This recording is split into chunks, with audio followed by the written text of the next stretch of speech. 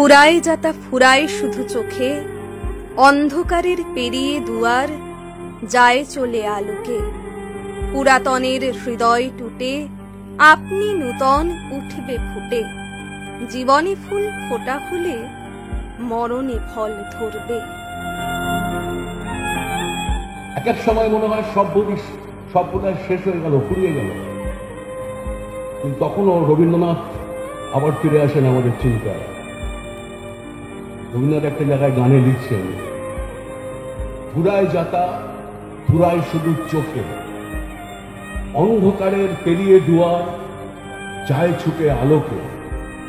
পুরাতনের হৃদয় টুটে আপনি নূতন উঠবে ফুটে। জীবনে ফুল ফোটা হলে মরণে ফল ফলবে। দীর্ঘ কয়েক দশকের রাজনৈতিক জীবন কাটিয়ে অমৃতলোকে পাড়ি দিয়েছেন রাজ্যের প্রাক্তন মুখ্যমন্ত্রী বুদ্ধদেব ভট্টাচার্য।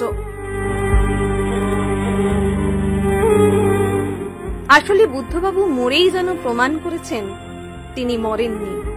যুব সমাজ এ যুগের বাঙালির ভালো মানুষ পর্বের ছত্রে ছত্রে ছড়িয়ে দিয়েছেন ভিন্ন ব্যক্তিত্ব।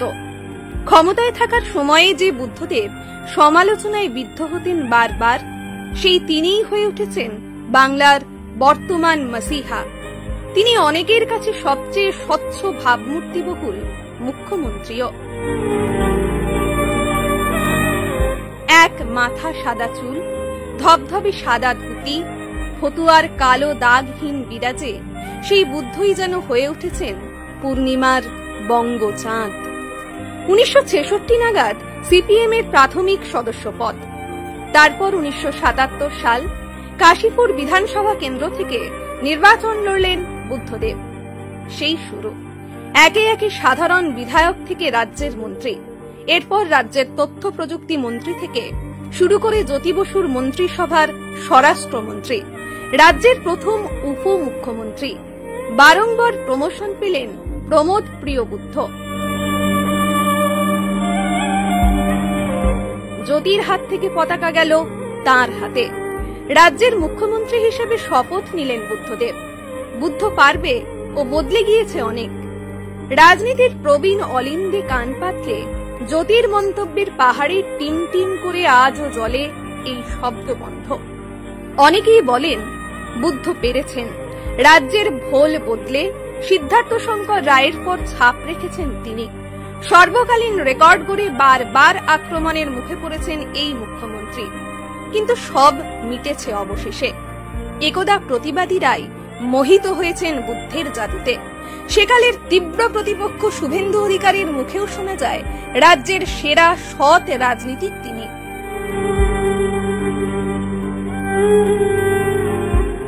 2011 সাল ক্ষমতা থেকে বিদায় নেন বুদ্ধদেব। কেমন যেন হেরে গিয়েই অবশেষে পিছিয়ে যান বুদ্ধদেব। 2012 সাল থেকেই নিজেকে কার্যত বিচ্ছিন্ন করেন কলকাতার পাম অ্যাভিনিউ এর বাসিন্দা। তবে আবারও ফেরেন রাজ্যের প্রাক্তন মুখ্যমন্ত্রী। বিবৃতি রাজনীতিতে দাঁড়িয়েই 2016 বিধানসভা নির্বাচনে গুরুত্বপূর্ণ ভূমিকা নেন তিনি। একদা প্রধান বিরোধী রাজনৈতিক দল কংগ্রেসের সঙ্গে জোট তৈরিতে ভূমিকা নেন তিনি। কয়েক বছর আগে অশক্ত শরীরে পা দেন ব্রিগেড সমাবেশের মাঠে, কিন্তু মঞ্চে উঠতে পারেননি আর। তবুও তার উপস্থিতি বহু বামপন্থী কর্মী হারানো আত্মবিশ্বাসের অনেকটা ফিরে পেয়েছিলেন। আসলে আজও অনেক বামপন্থী বিশ্বাস করেন সাদা চুলের ওই ভদ্রলোক যদি একবার সুস্থ হয়ে মাঠে নামতেন, তাহলে হয়তো ভোটের হিসেবে শূন্য পাওয়া বামেরা আবারও ঘুরে দাঁড়াতে পারত।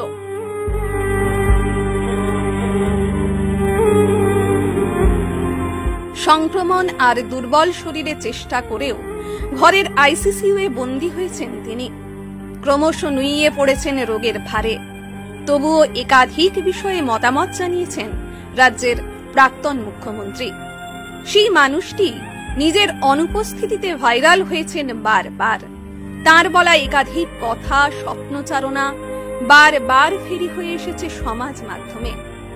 আজ যখন গোটা দেশে সাম্প্রদায়িক অশান্তির আবহ, বাংলার বুকেও যখন সাম্প্রদায়িক অকল্পনীয় হানাহানির ঘটনা চোখে পড়েছে, তখন সেই বুদ্ধকেই আদর্শ করে অনেকে বলেন এমন একজন মুখ্যমন্ত্রী প্রয়োজনে যিনি বলতে পারেন, দাঙ্গা করতে এলে মেরে মাথা ভেঙে দেব।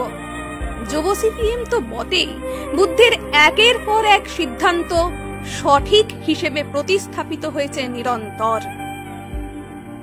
বুদ্ধ নেই, বিতর্কের দাগ পুড়ে ছাই হয়েছে মুহূর্তেই। তিনি গিয়েছেন, একাধিক প্রশ্নের আবহেই যেন বলে দিয়েছেন, সঠিক ছিলাম আমি, তোমরা সবাই ভুল ছিলে না তো।